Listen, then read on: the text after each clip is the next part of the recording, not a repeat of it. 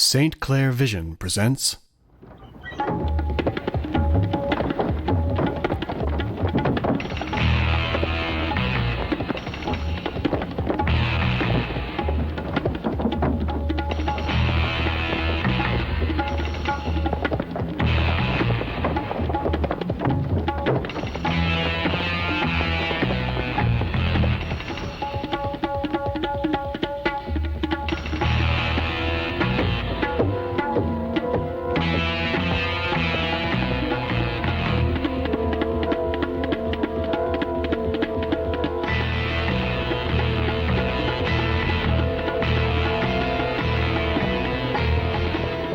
It's hard to say exactly what goes into making a Marine, or a man for that matter. But whatever it is, there are two basic elements you always have to have. When I call off your last name, you're going to answer up, sir, here, and sound off your first name. Alice. One is good material, Brooker. and the other is the right environment. Buck. Here, sir, Gary. If the Marine Corps has come to be known for the caliber of men it turns out, it's largely because of the value the Corps places on both of these requirements. It may not look like it, but the Corps is very careful in selecting its recruits. Now, Liz. And when it comes to training them, well, you can judge for yourself. For all Marine recruits, processing begins right here. You're now at Marine Corps Recruit Depot, San Diego, California. You're about to start your first day of processing. There are 5 days involved in processing. These 5 days do not count as part of your training. From now on, the first word out of your mouth is going to be sir, unless you are asked a simple question that can be answered with a yes or a no, and then you will answer yes, sir, or no, sir. While you are here, we will expect you to act as a man. You will be treated as a man. From now on, you will do things to the best of your ability, and you will move as fast as possible. Almost as much a trademark of the Marines as the way they carry themselves and walk is their distinctive hairstyle. It takes some time for recruits to develop the other characteristics, but they can get the haircut in just a few minutes, which is just one of the many practical advantages of this kind of haircut.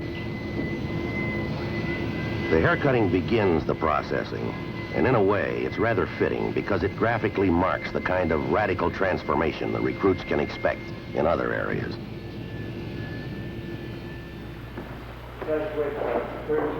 As the processing continues, the recruits get the initial issue of clothing they'll wear during training.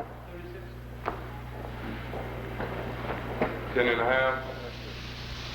The first scrub down in the Corps is the first of countless showers and wash-ups of all kinds they'll undergo in the Marines. The Corps has always been zealous about cleanliness Turn around, put your heels against the bench. and upholding the military tradition of neatness and bearing, no matter what you're wearing. Undo your trousers. Turn around. Go down and exchange your trousers for 34, 36. The Corps is also very demanding about physical condition, and so examinations are an important part of the initial processing. All of these men were carefully examined before they were accepted as Marine recruits, but the Corps just wants to be sure there's nothing wrong with them now. Those that need glasses will get them. Number 7 is missing. Number 14, snake eyes. If any bad teeth are found, they'll be taken care of while the recruit undergoes training. 31 and OF. Was that 30 occlusal? Yes, number 30 occlusal. Okay, Private. I'll be here in the classroom all the rest of the morning to give you assistance on any question that you may have. Yes, sir. The Corps also wants to know just what its recruits are capable of, and so they're given a series of tests.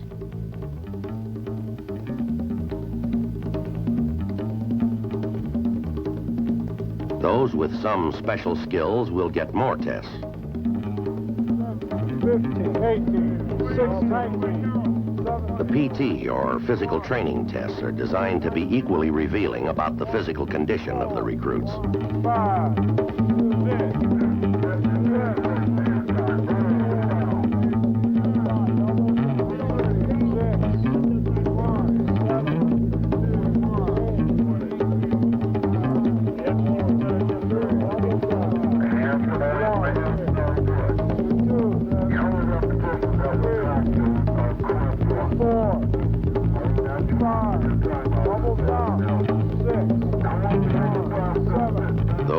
require it will get extra training and attention to ensure they meet the requirements set for all recruits.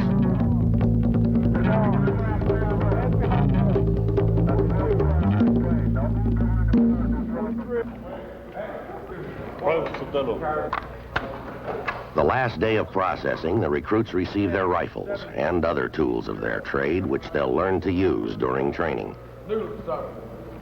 59, 27.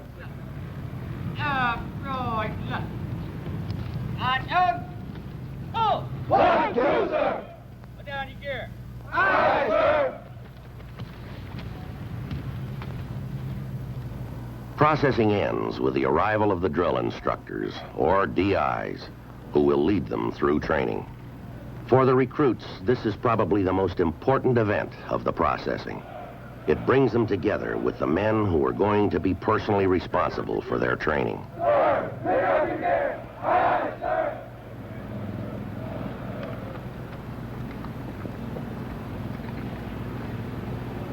Eight to the left.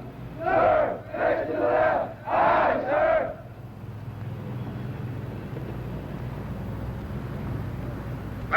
During the training, the recruits in each platoon will spend some 16 hours each day under the sharp, watchful eyes of their drill instructor. Commander Staff Sergeant Holmberg. Over the years, these drill instructors have become almost as much of a legend in the Corps as its heroes. And rightly so, because they've had a hand in shaping most of them. But like all legends, they've been transformed and exaggerated into something that they aren't. And as a result, they're frequently judged on the basis of what people have heard they are, rather than what the recruits actually know they are. Whenever you're told to do something, you would do it as quickly as possible to the best of your ability. All three of us, platoon commander and the two drill instructors, will be in charge of you at all times. We will know where In any case, it's hard to exaggerate the importance of the DIs, and the Corps is very much aware of the role they play in making Marines. For this reason, it carefully selects Great them. officer in your chain of command. Yes, sir, it was. Let's see, have you passed the PFT in the last 6 months? Yes, sir. Do you feel that you have anything medically wrong with you that would disqualify you for this type of duty? No, sir. Staff Sergeant Green, you realize that this is a very challenging job and a very demanding job. It'll probably mean that you'll have to spend approximately 8 hours a week at work and probably have to be away from home every third night standing the duty. Do you want to be a drill instructor? Yes, sir, I would like to be a DI. Then just as carefully trains them at its drill instructor's school. Period of instruction, we're going to be covering the Daily 7 exercise. You, as drill instructors, must know the Daily 7 exercise in order to teach your recruits. The Daily 7 exercise is nothing more than a warm-up exercise. Welcome aboard, Sergeant. Thank you, sir. Please take a seat. Just out of drill instruction. When they do become drill instructors, they work under the supervision of a series commander who is responsible for all the platoons in a particular series. Thus, whatever he may be, every DI is carefully selected, carefully trained, experienced, and under constant supervision. Well, you're in luck, Sergeant Cruz. We're just picking the series up out of receiving, and to be able to get with them all the way through, I think it'd be a very rewarding experience. It's much better starting with them. So I'll be seeing you on the drill field. Give me your buttons on button. Huh? No, sir. Answer him. Can't hear you. No, sir. How about getting your weapons squared away? Yes, sir. And if he seems brusque and impatient, it's because he has a tough job and not much time to do it. Recruit training actually begins with the DI taking over and telling their platoons exactly what will be expected of them. The first place they run up against these demands is on the drill field. They get more of the same in physical training, where they begin with the basic exercises.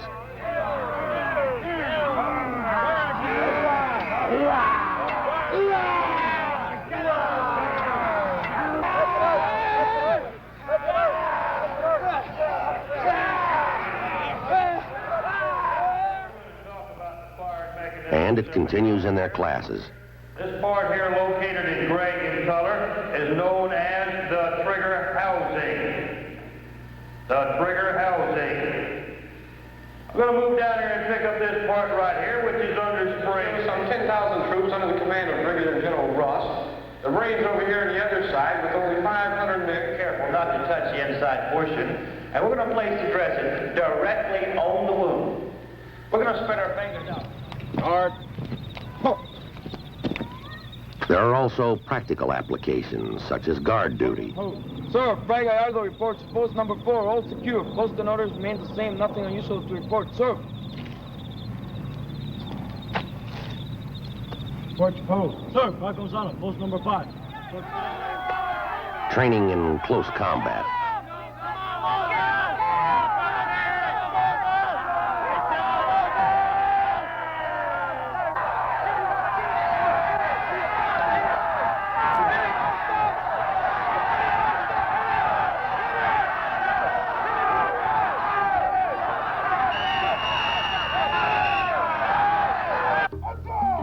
Also hand-to-hand combat.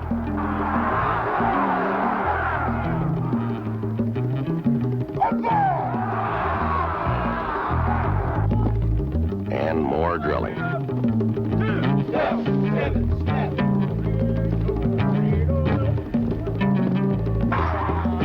Everybody's constantly tired and aching these first days of training. Still, the exercises get progressively harder.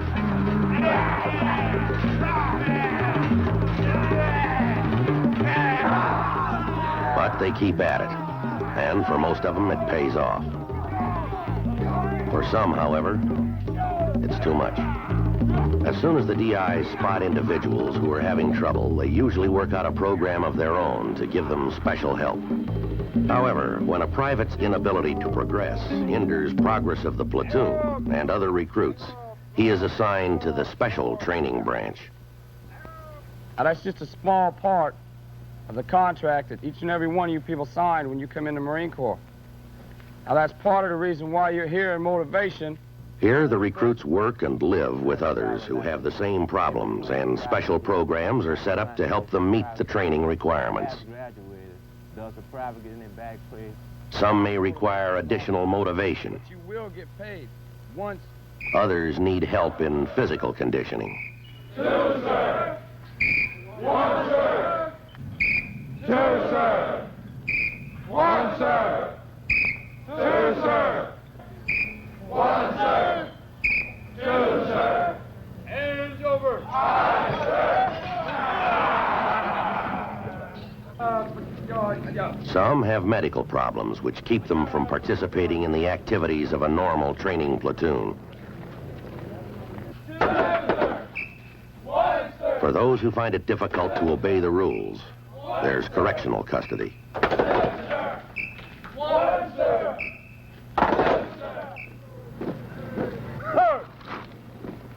By the time the final days of the first phase of training roll around, everyone is beginning to feel that they're a part of a team. By now, the soreness and stiffness have begun to disappear.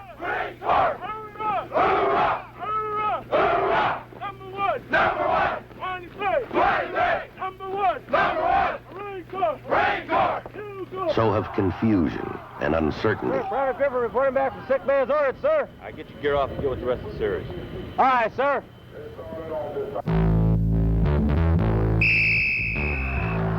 Most recruits manage to find the strength and energy for sports and for competition with the other recruits in training.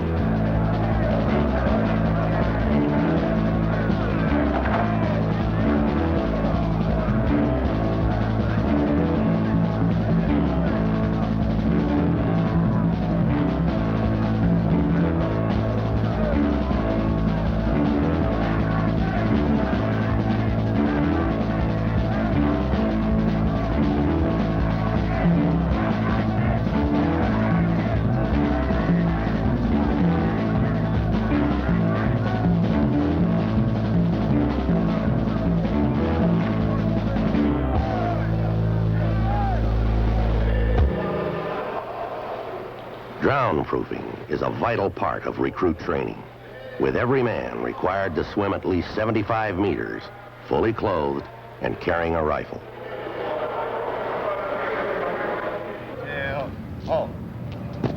By the time they've completed the first phase of training, the recruits are considered ready to be introduced to another old tradition of military life: mess and maintenance duty.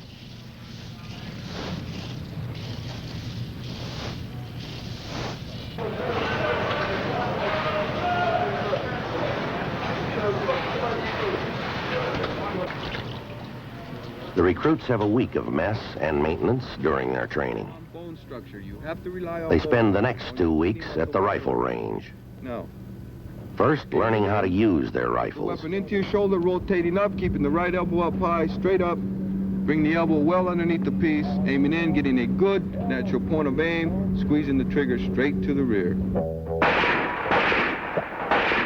Then, practicing to develop skill.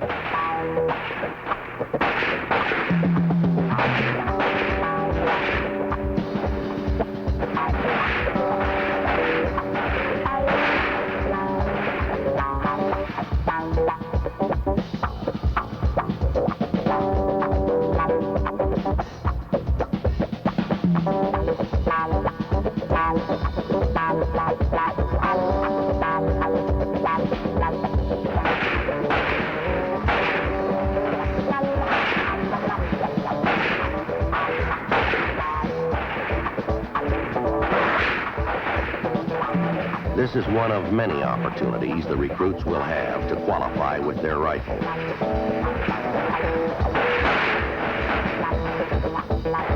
All Marines are required to fire for score once a year.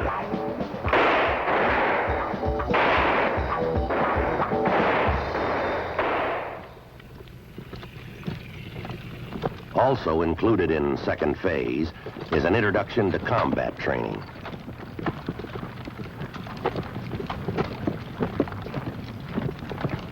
Here, the recruits are trained in basic skills they'll need in the field. Go up to 360 degrees. They learn how to use a compass. It's composed of that makes up the earth. Now then, what we're going to learn today is how to shoot an azimuth. Before we can do this, we must practice using maps. Such as the point, if you look to your rear, where the little radar is set up on the hill. Here, they have a chance to actually work with mines and demolition charges. Pick it up and keep your finger on the door all the time. The recruits also learn to use grenades properly. Prepare to throw. Throw grenade. On the way!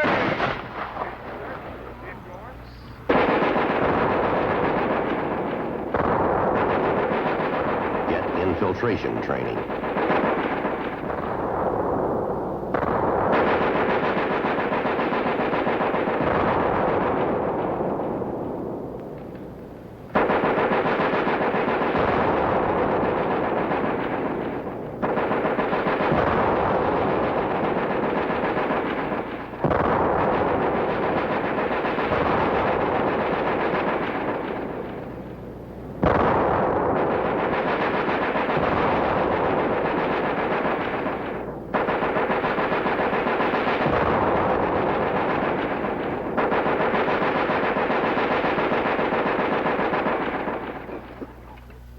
Combat training introduces the recruits to the kind of food and living conditions they'll encounter in the field.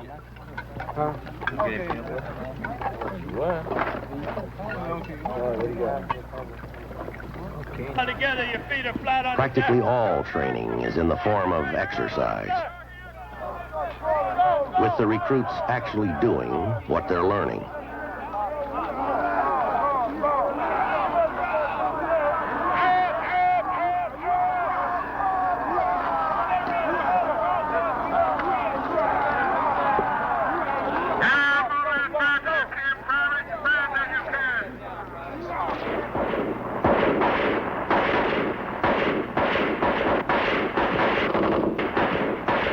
Many of the training activities take place at night.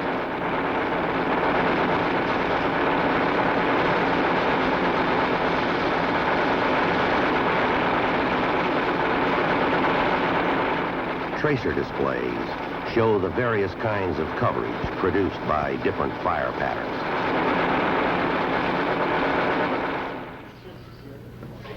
The men return to the recruit depot for the third and final phase of their training.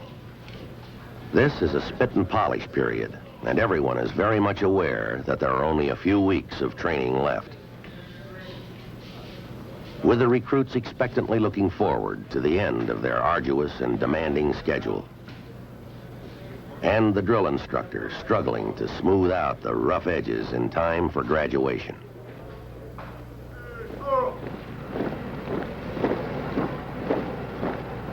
In the meantime, everyone continues to drill. The physical training is harder than ever. Still, everybody does it. Their schedule is tougher than ever, but now they can handle it without straining. You don't see anything to it. You don't do anything about it. For those who display a potential as leaders, there is a special program to develop it and make them aware of the challenges and rewards, as well as the responsibilities of leadership. Almost before anybody can believe it, graduation day arrives.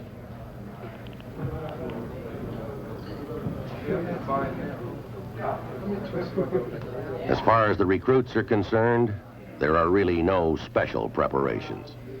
Their barracks are always spotless. The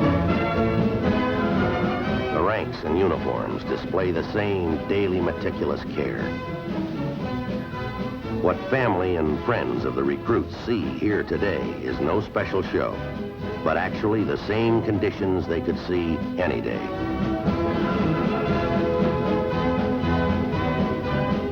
The big difference, of course, is in the recruits themselves. For parents and relatives, it's well worth the long trip many of them have made to be here. It's a proud and happy day for families and friends. The recruits' pride and feeling of accomplishment seems to be contagious.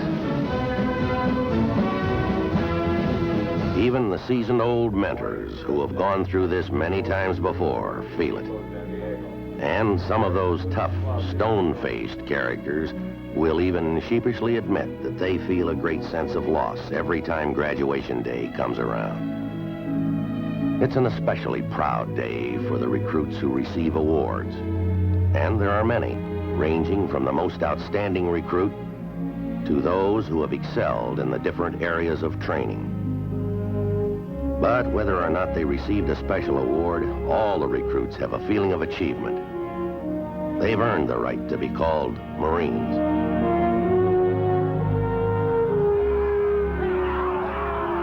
It takes good men to get through the Marine recruit training program, and everybody knows it.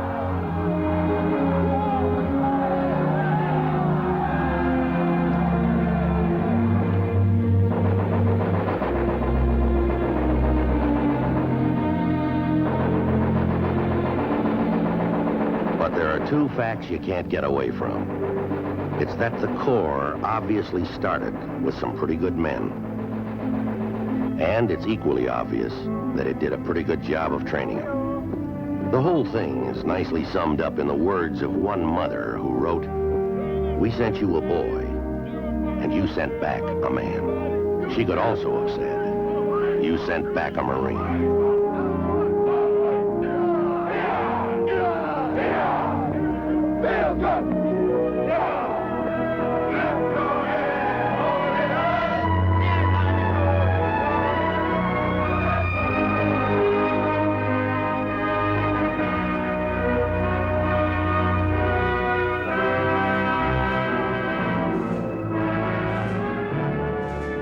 Thanks for watching.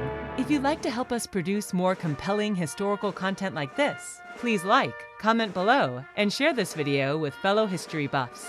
And of course, be sure to subscribe to help keep history happening.